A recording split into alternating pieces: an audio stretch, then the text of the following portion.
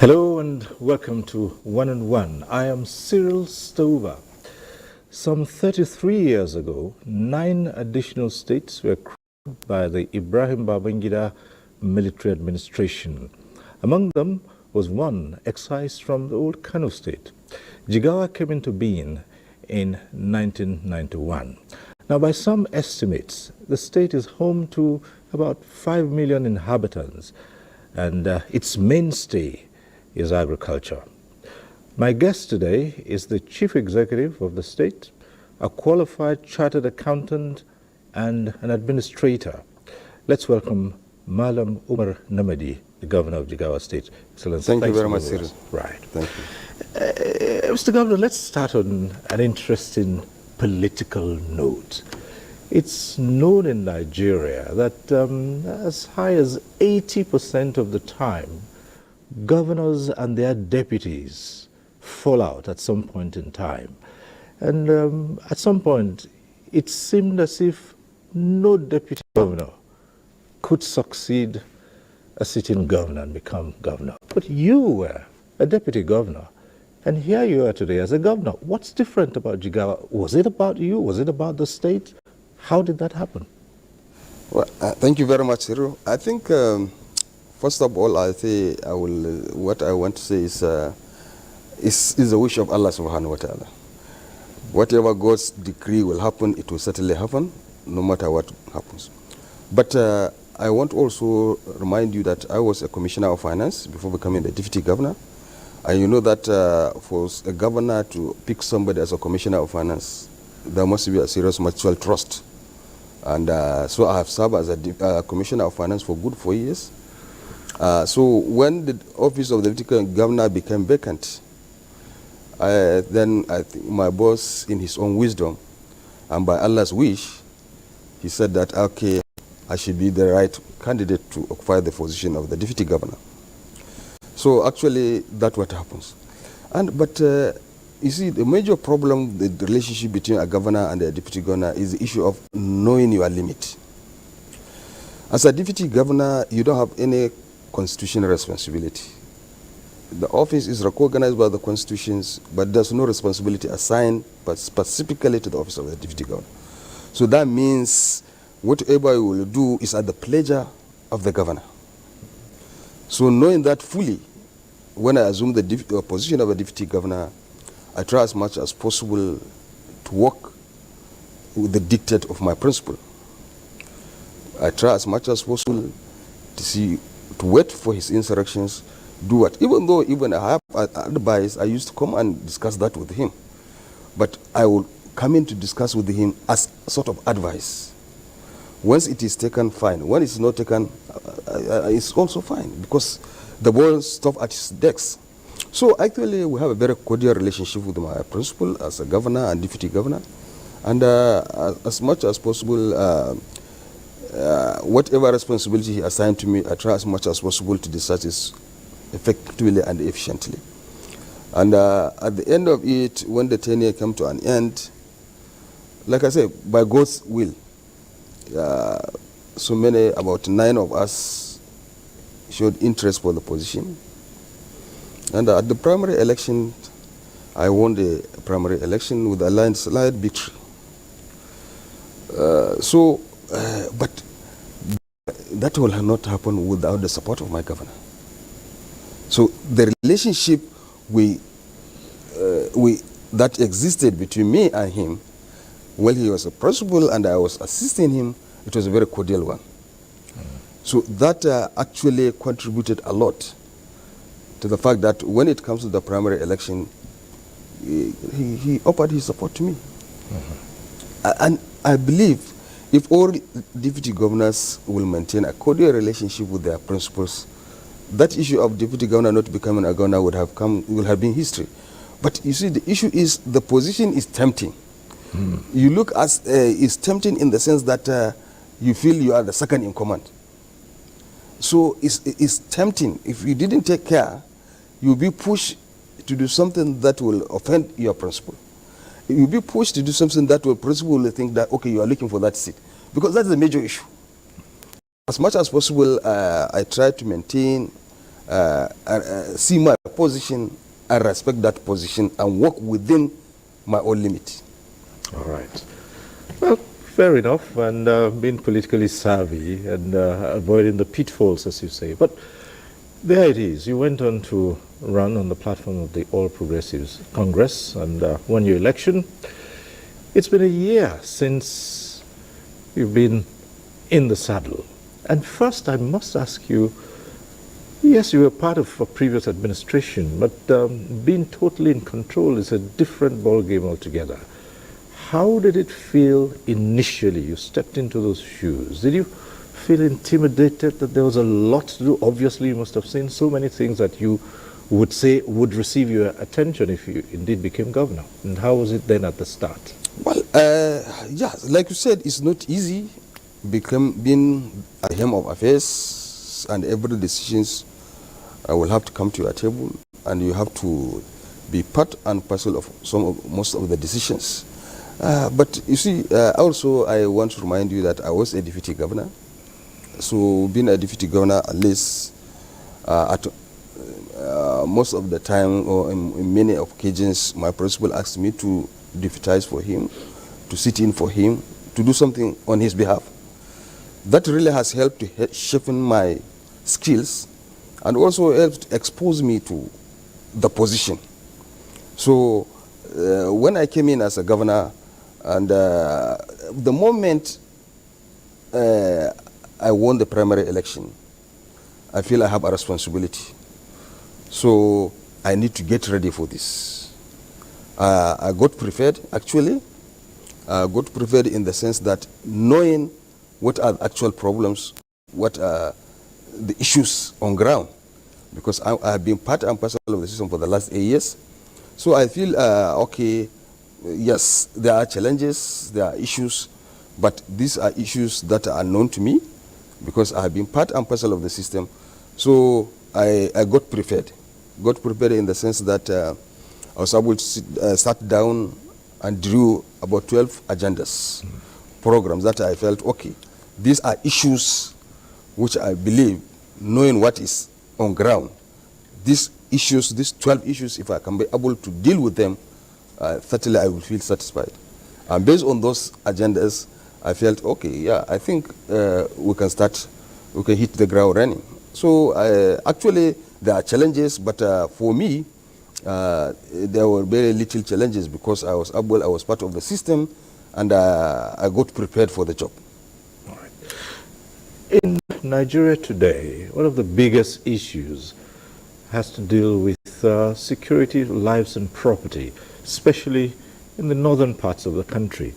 Mercifully, Jigawa has not been as hard hit as some other areas, especially in the far northeast. But then you also hear people say the biggest security you can talk about is food security.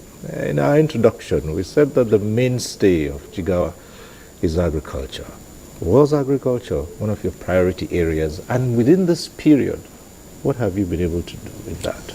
Yeah, thank you very much. It's really agriculture is the mainstay of Jigawa state economy because I think about 90 to 80% of our people are farmers, and farming is the means of their livelihood. So, like I said, when we came in, we have 12-point agenda, and one of them is agriculture. So, the first thing we did when we came in is, okay, already we have an agricultural policy on ground. So, we look at the agricultural policy, and when we look at it, okay, we feel there's need to review the agricultural policy. So, we sought the assistance of FCDO. Look, we have an agricultural policy, but it has taken time, and we need to review this agricultural policy to be in line, one, with our 12-point agenda, and also to be in line with our comprehensive development plan of the state. So we went into partnership with them, and as of today, the agricultural policy review has been completed, and we are going to take the validation in the next few weeks. And once that is done, and we are able to incorporate all what we intend to do to boost agriculture in Jigawa State.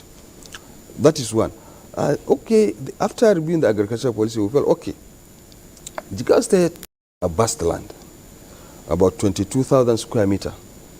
And out of this, about 70-80% of it is arable land. And also in addition, about 400,000 hectares are Padama land that you can cultivate year in, year out. So, and also in addition, we also see, okay, we have a vast, in addition to the vast land, we have a good number of youths. According to the census, about 35% of our population are youth. So that has given us the strength, okay, look, let's go into this with all seriousness. So we mounted a campaign, which is part of the agricultural policy, that agriculture in Jigawa is now a business. It's no longer an issue of subsistence. Agriculture is a business. We also review our land administration. Okay, land administration in the sense that, okay, when you come in, you cannot come to Jigawa land and go. So what we intend to do, what we did was that, okay, review the land administration. Today, if you want a parcel of land in Jigawa, we will give you a land, but that land should either be on lease or should be on 2 years right of occupancy. 2 years in the sense that if you want to build a factory, if you want to build this, by the end of 2 years, if there is nothing on ground to show seriousness on that project, we take away our land. If you are going for a large-scale farming, we give you a land on lease. We give you a land on lease to continue to cultivate your land. Then after you finish, you want to go leave our land behind. Unless we have seen appreciable progress, commitment that by our estimate, yes, you have contributed to our economic development in the state, then we can give you a final right of occupancy. So that's what we did with the MC. Now, when we, after that, we say, okay, look, what do we need to do? Our people, they need to be assisted. So we try to see, okay, the best thing we'll do is, let's see how we can assist our people with the input.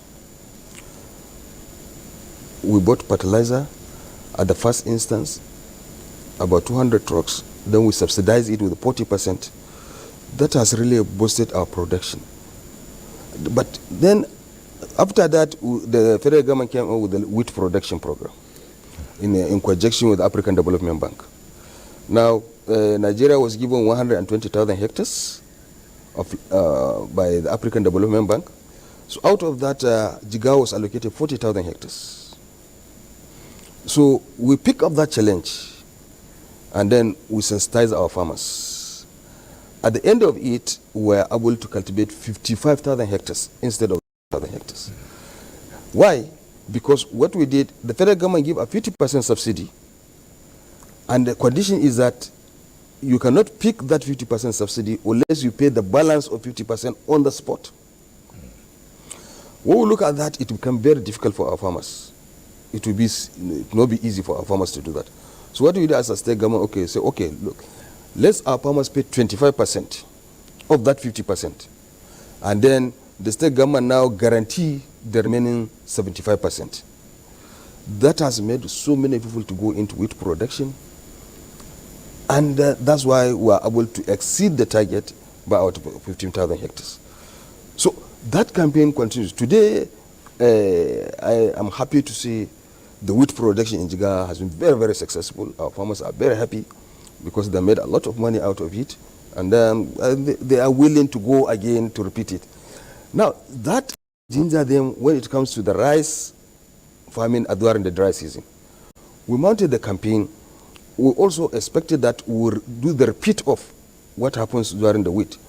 Unfortunately, time did not allow for the federal government to give the inputs.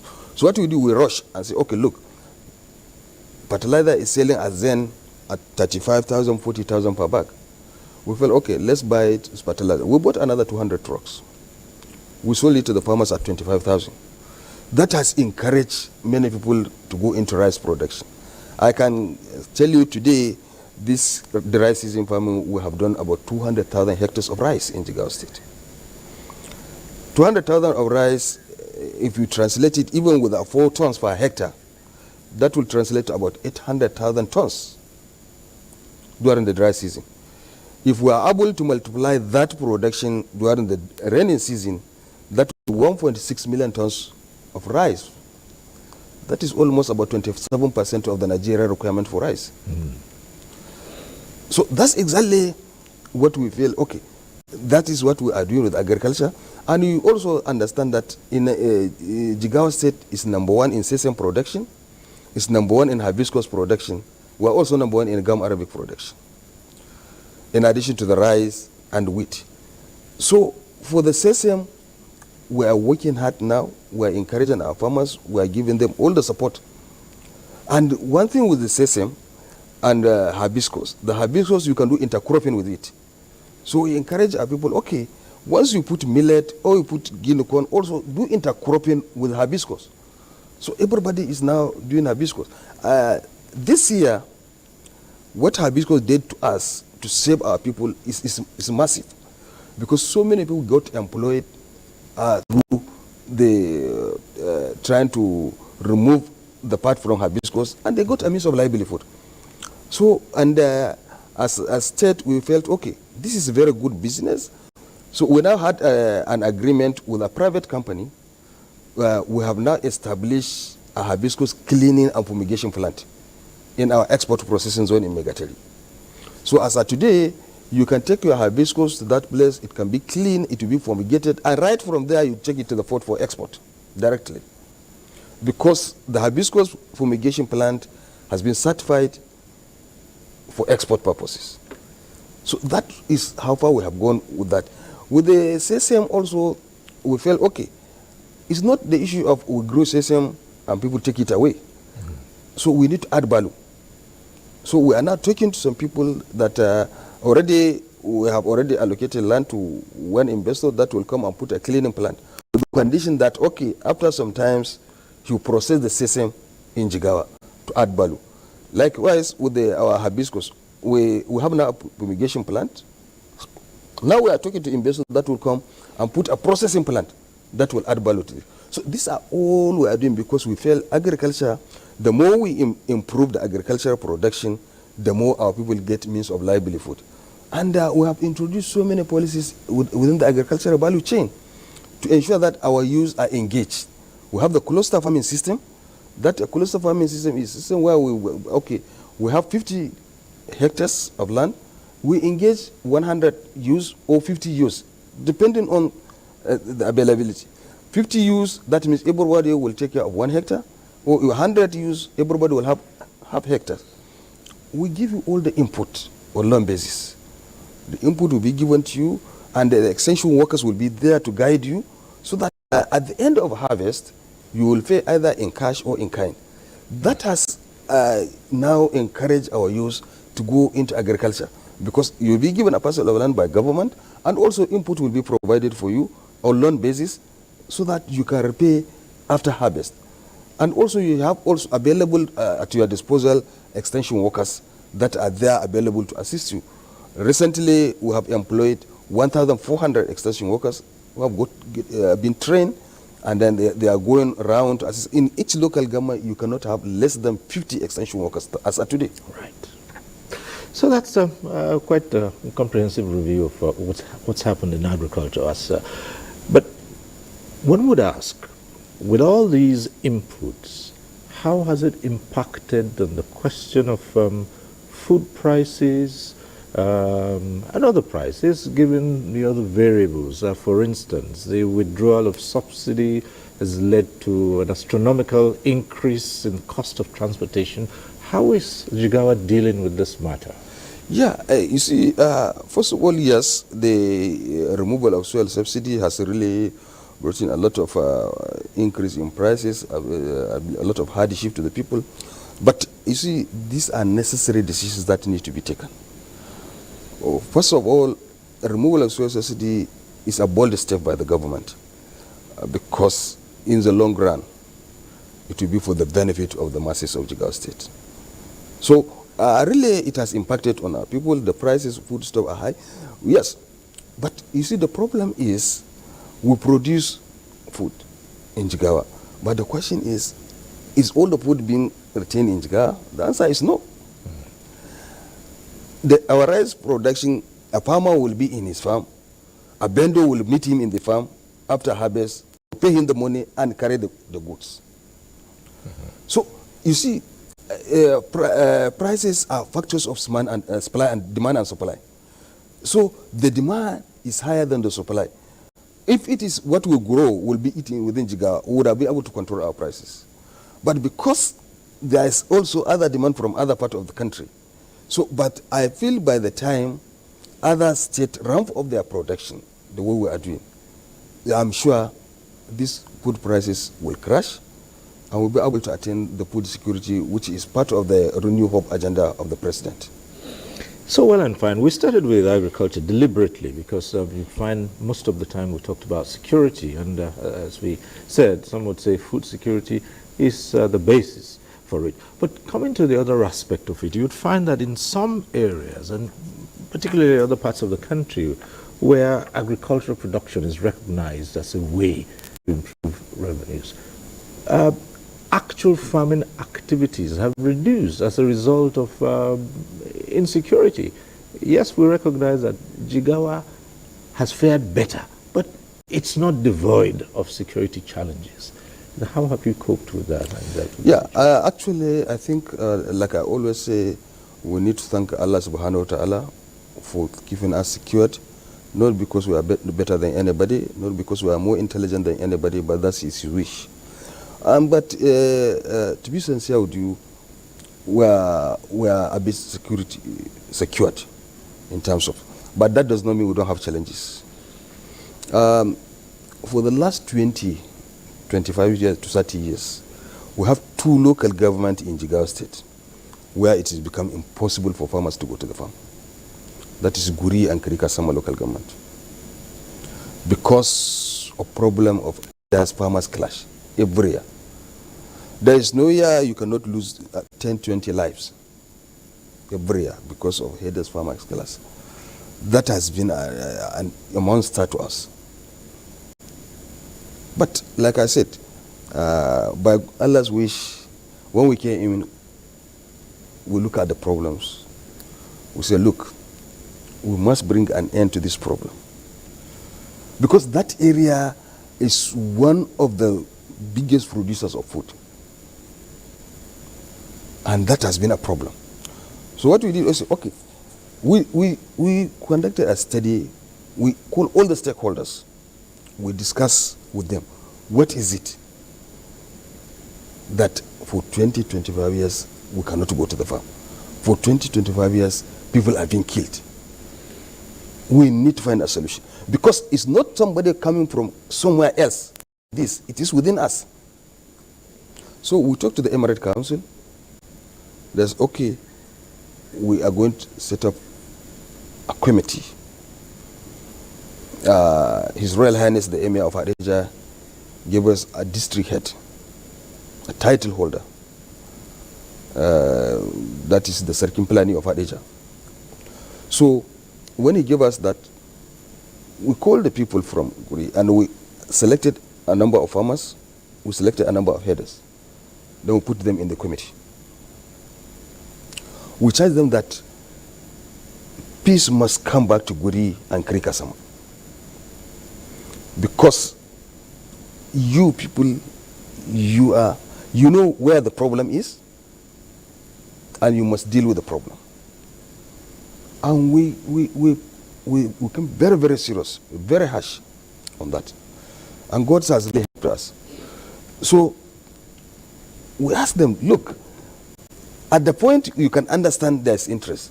When we say, okay, these people should be in the committee, some people say, no, if this guy is in the committee, I will not be in the committee. Because there is personal interest. They know what is happening. But I stood my ground, I said, look, this guy will be in the committee and you must be in the committee. And if there's any problems, I will call the provincial police and will take you away. And you will not come back. So we become very, very hard. God has helped us. This committee went into action. And the state government supported them with all logistics, vehicles, motorcycles, and everything. As of today, I can tell you in the 2 local government, you can go to the farm 12 midnight. Mm-hmm. And people have grown their product, they have harvested it, with no single incident of killing anybody. And this committee has been transformed into a standing committee. The Emir of Abuja, when he saw that, he couldn't believe it. So he said that we should go and celebrate this success. So you see, the issue is, like I said, whatever you do, and you do it with the open heart, with the clear heart, God will help you. And that's how it happens in our own case. So in our own case, there is no local government, there is no place where you cannot go to the farm at any time you want to. All right. Well, at this point in time, we'll take a short break. When we return, there'll be more about how Jigawa is walking the talk. Stay with us on One on One.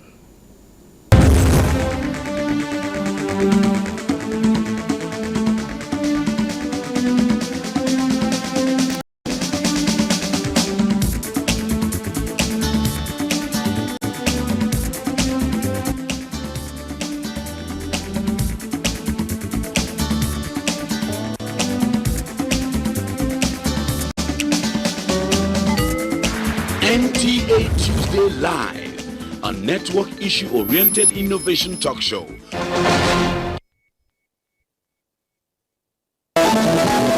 Why should we be in a difficult situation financially? Once upon a time we were rich, but we're not a rich country anymore.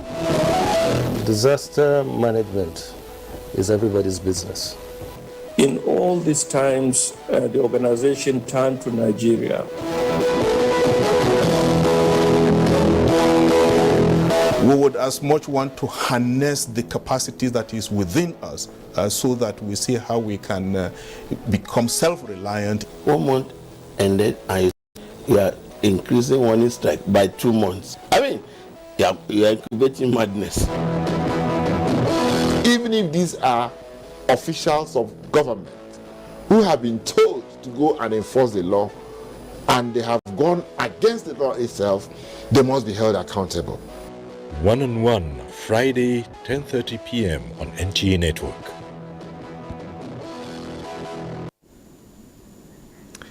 Thanks for staying with us. I'm still here with Malam Umar Namadi, the governor of Jigawa State.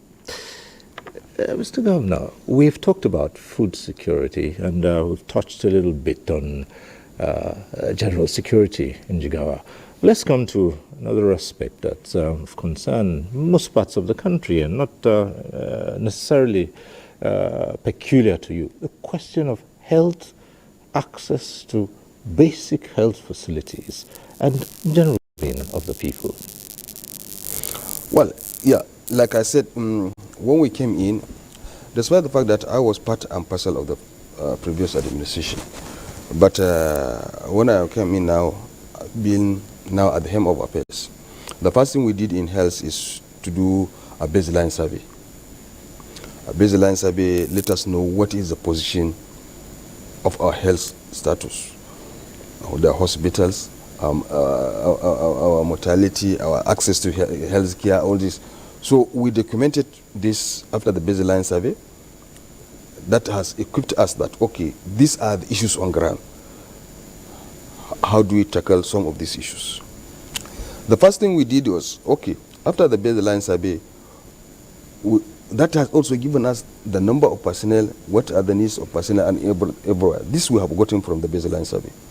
So the first thing we did was, okay, an existing policy in Jigawa on healthcare that pregnant women, children under 5, accident victims, aged people are supposed to get medical care free, especially in all our general hospitals and some of our selected primary health care clinics. At the time we came in, I personally went around the hospitals. But the information I got was that this service is no longer existing. So I interviewed people in the hospital. They confirmed to me, yes, they pay some money for drugs, they pay this. A pregnant woman or a child under 5, yes, the parent will say, yes, they pay for their drugs, they pay this. So we felt that is abnormality because the state government had that policy. So with the Immediately I called all the medical directors. I called the officials of the Ministry of Health. What is happening? Why is that happening? They gave us the overhead, the amount for the because there is also an allocation made specifically for that. That is no longer enough. I said, but did you complain? So we digested the issue and we felt it's wrong. So we return that service to the people.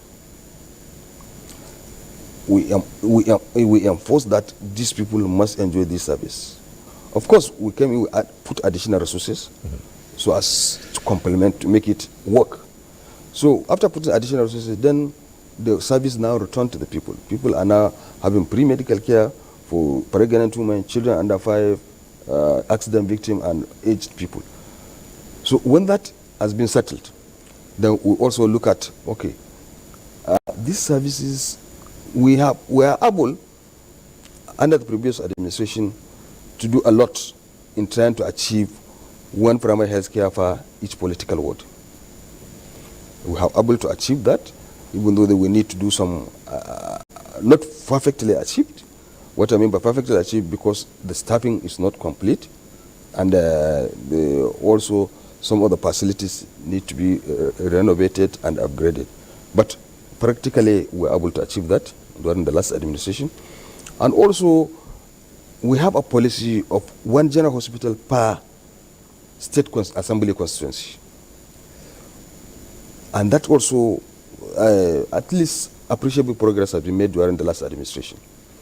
And also the same thing that administration, we also have a policy of one tertiary health facility for each senatorial district. And that also has been achieved because hospital has been built in Hadejia, even though we have not, they have not commenced operation. Also one in Kazaure, and already we have one in Dusi. So at least in terms of infrastructure, a lot has been achieved. So when we came in, we said, okay, how do we now go ahead to complete this process of one primary health care per political ward and one general hospital per state assembly constituency, which means 30 general hospitals, and then one tertiary institution per senatorial district. So the first thing we did, okay, let's look at the ones that are really functioning now at the ward level. What is their own problems? And the problems, we realized there is staffing, which is a major problem. So what we did, okay, let's come in and then improve the staffing. That's what made us to, already there is people employed about 827 under the last administration, under what we call J-Health on temporary basis. And what we do, we came back, we assess those people. We assess their performance, and also we ask them to write exam. After that, we're able to convert the 827 as permanent and pensionable employment. And also we have some people, graduates from many universities. These are purely sponsored by their parent, not by the government. About 180 people. We also interview them, assess them as doctors, nurses, and midwives. And we also employ them also on permanent and pensionable appointment. That has given us at least about 1,007 people that we have given employment permanent and pensionable. Now we look at also our students from our health training institution, about 288 have graduated. We also employ them on permanent and pensionable employment. Now there is this of nutrition. Nutrition has become an issue, so we say, okay, what do we do? So we employ 300 nutrition officers posted to all this. These are also on permanent and pensionable appointment. These are something we did. And then we say, okay, in addition, let's now, also the Executive Council said, okay, since we want to boost these things, let's go again for additional 1,005 J Health. That is on temporary basis. So that has given us the total number of how we improve the health, about 3,500 health workers that came online. So we posted them to all the school. And the other thing we did was, we have an arrangement which is on staffing, on the primary health care staffing. The primary health care, what doing the payment of primary health care, people earlier on was done on 60-40 basis. Local government is contributing 60%, the state government is contributing 40%. So that we pay, so the state government is putting the 40% bill so as to ensure efficiency and productivity. And all the staff of primary health care unit are now under the state primary health care, so that for their discipline, for their posting, that ensure efficiency. But when the local government autonomy came into being, so the state government withdrew its 40%. And I say, okay, local government go handle that. And all primary health care staff also go back to local government. They are no longer under the control of the state primary health care. That has made it very difficult to control the staff. At the local government level, the chairman will post you here because you are his party man, will remove you here, take you there. So when we look at that, we say, no. That cannot be possible. So we went back into the order. We say, look, we are ready again to support with another 40%. But all the control of the staff will come back to the state primary health care development. That has allowed us now, and we sent a bill to the state House of Assembly on that. And that bill has been done, and we have signed the bill into law. So now, all the primary health care staff are under the control of the state primary health care, and they can be disciplined and they can be posted. And that has make it easier. Before now, you can go to one hospital, maybe in the city, you will see is the hospital completely overstaffed with over 300 staff. And you go to the primary health care, there are only 201 staff. But with this, now the staff can be redistributed and be posted to where they can be useful. Well, that's part of it, and there are so many other areas of concern. You've mentioned 12-point agenda, which you came to office with, but, well, we might not be able to go through all that, but however, there are certain key indices which we would like to take a look at and see how well Jigawa has performed, and some of them are key to development. Education, it's not been a sweet story for most parts of northern Nigeria, talking about out-of-school children, those institutions that respond to the challenges of the present and how education actually reflects on development purposes. Jigawa is not exempt from this. The level of school enrollment, educational institutions, and particularly the question of funding has remained a challenge. How are you dealing with that? Well, you see, health and education are part of our 12-point agenda. And the first thing we did also on education, we did a baseline survey so that we know where we are and where we can start from. Based on that, we will arm with the data from the baseline survey. When we come our first budget, we gave education 32%, looking at the issue on grounds. So 32% of our budget was allocated to education. And that has given us an opportunity to make a lot of improvement. Now, first of all, again, we decided, okay, education is big. So what can we do to reduce bureaucracy? So we split the education into two. Now we created a Ministry of Basic Education and then a Ministry of Higher Education. Now the Ministry of Basic Education will only take care of primary schools and the junior secondary schools. Well, the Ministry of Higher Education will take all the senior secondary school and then the tertiary institutions. And we appointed commissioners for each of the ministries. And that also has given us reduced a lot of bureaucracy. Then what is the problem with education also? That's infrastructure, we have done well, very well at the last administration. But also the issue of manpower, teachers, is also an issue. So, and we say, okay, first of all, look at the infrastructure. We look at where there is need for repairs of schools. We engage contractors, schools are being repaired, and a lot of renovation has taken place in the school. Now, when you come to the manpower issue, from the survey we have almost 600 schools where you can have only one teacher or at maximum 2 teachers. 600 from the baseline survey. So we felt, no, we need to do something about that. So we have what we call JTeach also.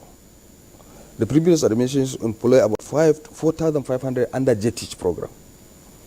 They have served for almost 2 years. So we said, okay, let's evaluate these people. First of all, we evaluated them. When we evaluated them, we said, okay, look, let's see what we can do. We conducted exams, and about 3,220 something were converted into permanent and pensionable employment at once. Then also, they were posted into different schools. And then also we realized at the primary school level, we had some people that have gotten additional qualifications. They have either gone to read to become degree holders, some of them even masters, but they were teaching at the primary school level. So we conducted an assessment and asked them to write the exam. We were able to pick about 1,900. Those people will also give them fresh employment at the Ministry of Higher Education. And also, we have first class graduates, about 149 of them, which is the policy of the state. So we give them automatic permanent and pensionable employment. Again, in addition to that, we asked the Minister of Higher Education. We have 3 mega schools that were built, but they have not started operation. We brought them and then we asked them to employ additional 70 teachers to post to these 3 mega schools. And in addition, we asked them to say, okay, take additional 1,500 JTeach at the Ministry of Higher Education so that you can be able to post them. I can tell you, as today at the Ministry of Higher Education, not the basic, at the Ministry of Higher Education, we're almost 70 to 80% as far as teacher people's ratio is concerned. But still at the Ministry of Basic Education, we have a long way to go. After permanenting about 3,000, we also asked the ministry to take additional 3,000 as JTeach. So that gave us additional 6,000 at the basic education. But we're still working to see how we can make it better at the Ministry of Higher Education, Ministry of Basic Education. But that also has given us an opportunity to see, yes, we have improved the manpower level, and then learning is taking place. In addition to that, we say, okay, we cannot be able to finish this exercise because there is fund constraint. We cannot continue to employ teachers every day because resources are scarce and there is competing need. So what is the best alternative? The best alternative, introduce technology into education system. So we introduce what is called Jigao Compete. It's a program that will improve learning in literacy and numeracy. It is also a program that allows teachers to prepare their lesson plan very well. It is a program that will also involve the Ministry of Education to be able to monitor what is happening in school while they are in their offices. They can see whether a teacher has entered the school, whether he has given a lesson or not. Also, the program will allow you to assess the performance of each and every teacher. At the higher education level, we are able to achieve this 100%. So we are now moving to the basic education level to ensure that the J-Compete start working in that area. Okay, what we did also, look, this education is everybody's business. So we decided to improve the Parent-Teachers Association, to involve them into the education. We call them, we give them training. After giving them training, then we also give them a task. Look, you have a responsibility, at least one of you should go to each of the schools every day. Not you, one person, but at least once in a week, 2 times, check the school, see whether the teachers are attending school, see whether they are doing the lesson. Then let us know. So we try to bring them on board and we challenge them. And I think we thank God these people understood that yes, what we are doing is good, and they have. Now also at the Ministry of Basic Education, in addition to the Parent-Teachers Association involvement, they also involve mothers. We pick mothers from almost all the wards. We brought them to Duse, we gave them training, we gave them everything. And we also try to encourage them and understand that, look, as mothers, they are closer to these children. They have a responsibility to see that every day you prepare this guy to go to school. And when he comes to the school, from school, ask him what happens in the school.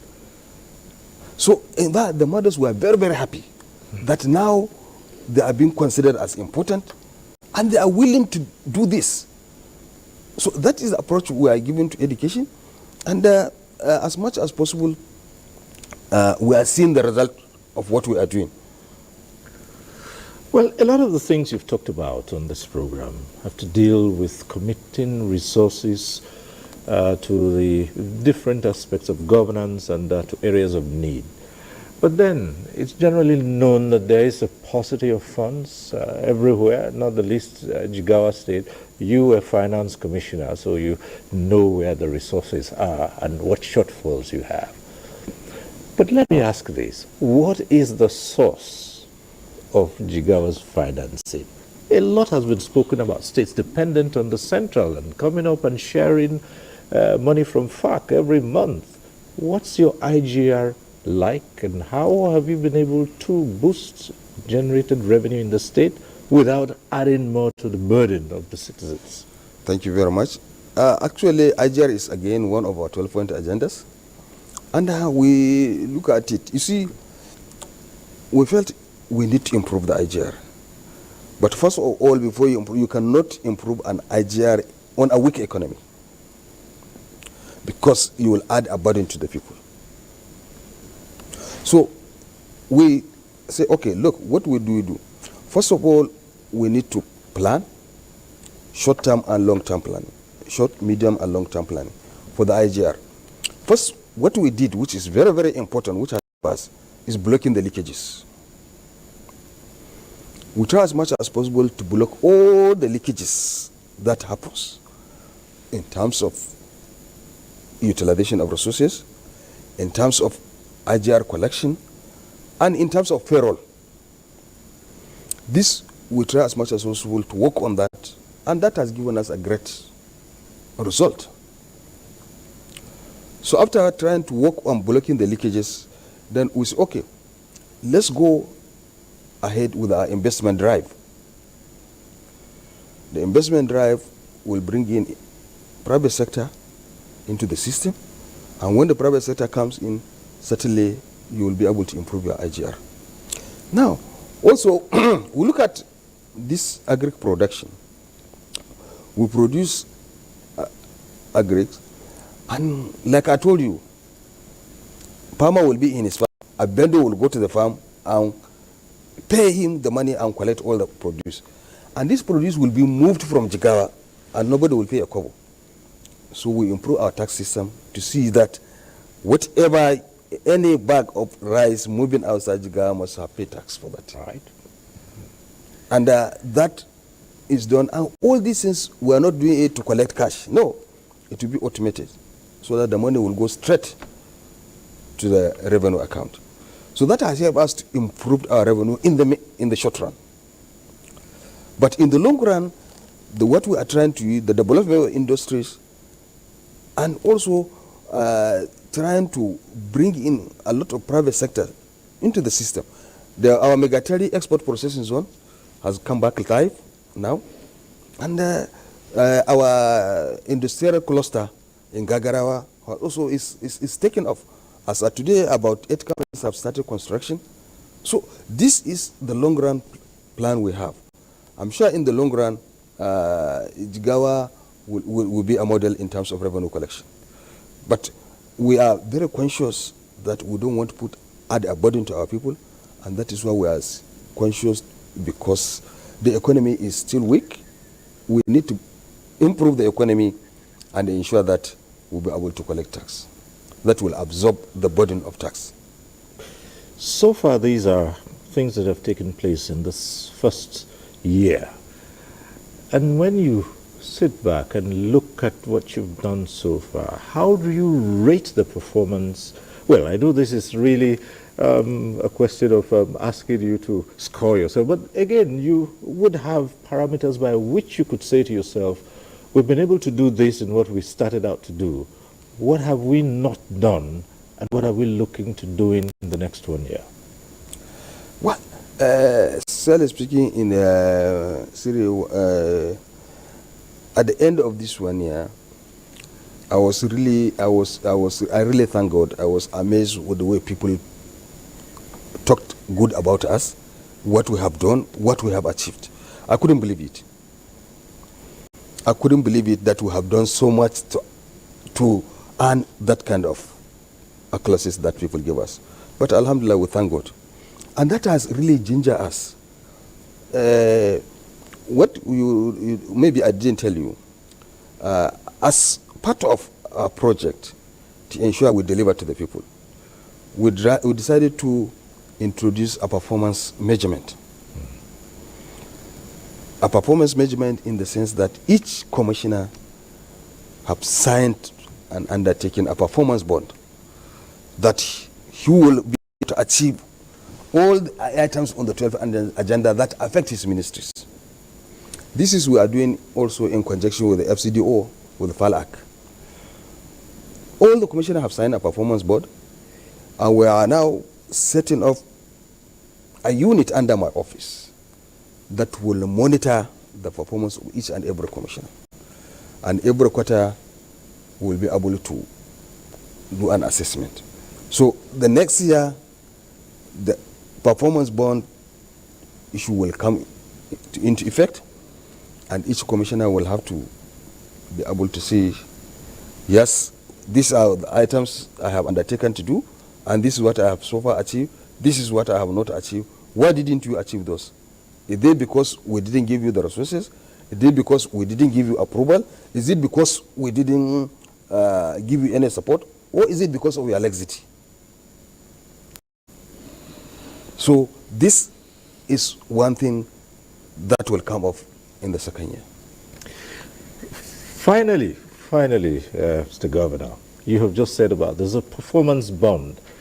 How much of this are you willing to put your foot down on, given political exigencies? You know, would you divest yourself of, there's what is called the political correctness of a move, and sometimes for political considerations. You willing to stick your neck out for those? Yeah, Thiro, I was not expecting to become a governor. I became a governor by God's wish and by the endorsement of the people of Jigawa State. I still believe in that. So my task is to serve the people of Jigawa State. So as long as you cannot come with me to serve Jigawa State, you are out of the system. So I am serious. That is not an issue with me. As political question, no. The service is for people of Jigawa State.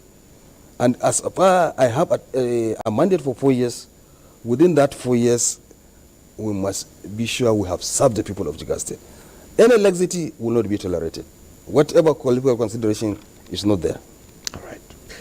Malam Umar Namadi, Governor of Jigawa State, it's been interesting talking to you. We hope you come again some other time. Thank you very much. Thank you so much for coming. Thank you so much, Thiro. Right. And that's our program today. We thank you for watching. Next week, we'll be back with One-on-One. I am Cyril Stover. Bye for now.